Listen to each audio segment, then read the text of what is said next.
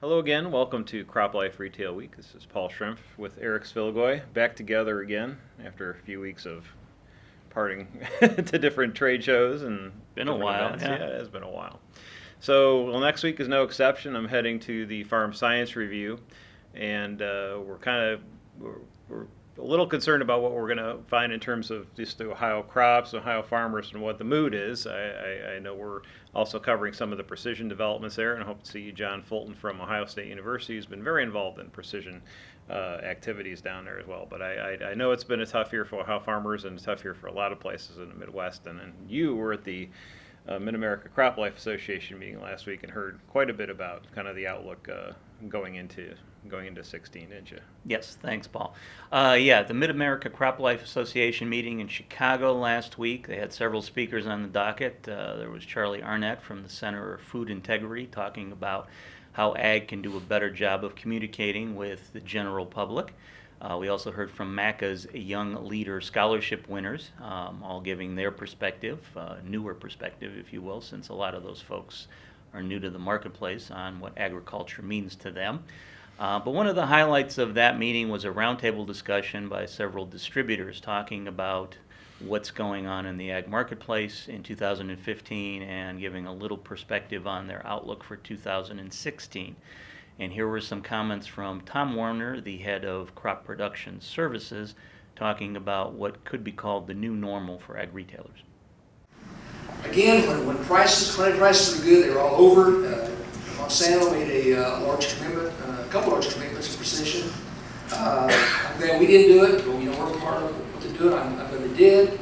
But when things are easy, farmers spend money. They were doing stuff with the planters, and they still will. But as things get tightened down some, time's going to tell how this is going to lay out, in my opinion. But it's going to be a part of the future. We're going to be a part of it. But we probably have to really take a look at it as we go down the street. If commodity prices stay cheap, we see more than a year or two of collapsed prices. We won't get out. We'll probably cut back some. But it is a part of our future, and I think it's an exciting part of our future. So that's what Tom Warner had to say about the marketplace. And I know, Paul, you and I the other day were chatting. This is the time of year that we send out our annual CropLife 100 forms to the top retailers in the country, looking for their views on the marketplace and their sales figures. And to be honest with you, Paul, I know we've been doing this now for 32 years. I've been working on it for 15, and I cannot remember a year where the level of optimism or lack thereof going into the coming year has seemed so dire. Yeah, it's tough times. I think we've talked about this with progressive retailers, the folks that are really at the top, and I think it's probably how Tom Warner feels. Is if it's a time when those organizations who have prepared and worked very hard and have those good customer relationships can kind of make hay. It's difficult times, but if you've got those relationships, you can help the growers work through the difficult times and come out on the other side hopefully stronger. And for organizations that aren't properly prepared, unfortunately, it's going to be extremely difficult. And it is tough when you haven't had those tough times to kind of toughen you up. And we've seen just so much positive that it will come as a shock, I think, to some organizations. But we'll hopefully emerge in a year or so beyond this a stronger industry for the tough times.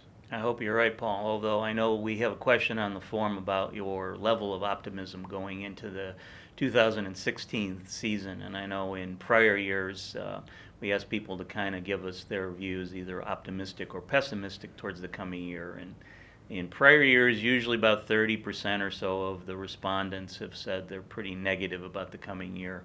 This year, that percentage is at 69%, and that's with about 50 of the 100 forms in already. So one final thing, if you have a top 100 form from us and you haven't sent it in yet, please do so, because obviously we'd like to get this information out to everyone in the marketplace so they can share in the data as well.